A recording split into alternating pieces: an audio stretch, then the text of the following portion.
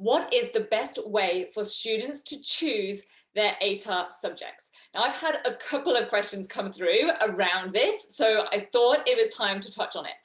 And there are a couple of key points that I personally have found through experience are the best things for students to do when it comes to selecting their subject choices, particularly for ATAR.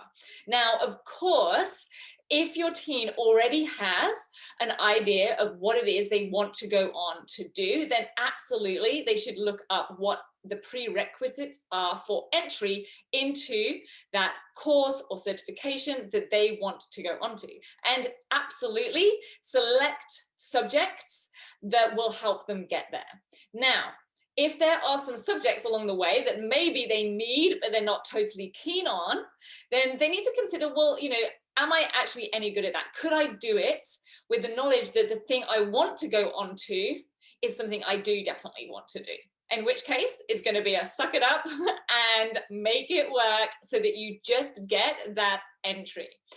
If, like most students, your teen does not know what they want to go on to do, and let's be honest, even for those students who feel like they do, it's very likely that that is going to change in future, whether that's in a year or two or in 5, 10 years from now. So a big sort of caveat to all of this is I really always want to tell students, do not put too much pressure on yourself when making these choices. There are today so many avenues to get into different fields or careers, and lots of ways to make those changes along the way if they need to. It is not a decision that is going to impact them for the rest of their life.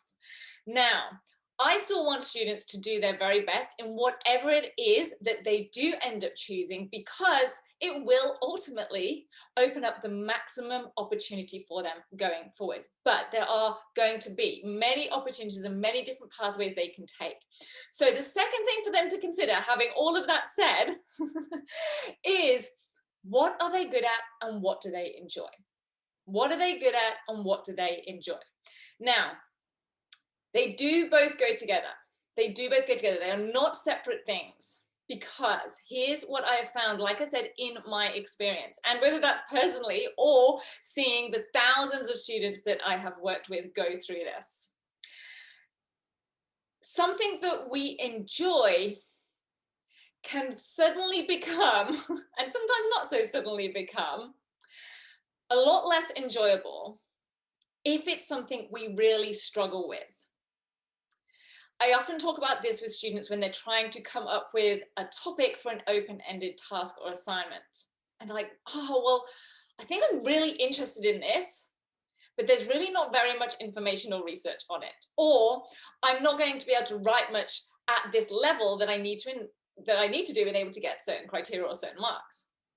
In which case, I always say, okay, well, keep that for leisure investigations, and let's pick something that is going to be not a lot more, like, don't make life a lot harder than it needs to be, because many students already have plenty going on already. And let's not limit ourselves in terms of where it can get us. So what are they good at and what do they enjoy? Likewise, even if we're good at something, it's not going to make life all too pleasant if we really don't enjoy or get much out of it that we like along the way.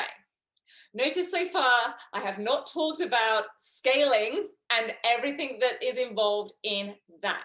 Now, of course, there are certain subjects that will always go above others in terms of scaling, but trying to second guess this is not advisable. They can change this all the time. So don't base a subject selection purely around scaling. Even if a student needs to get a certain ATAR, it can often be more beneficial to do a subject that they like and are good at than trying to do one that they maybe don't enjoy or aren't as good at, just because it's going to scale higher, because their results may not equal that balance at the end of it.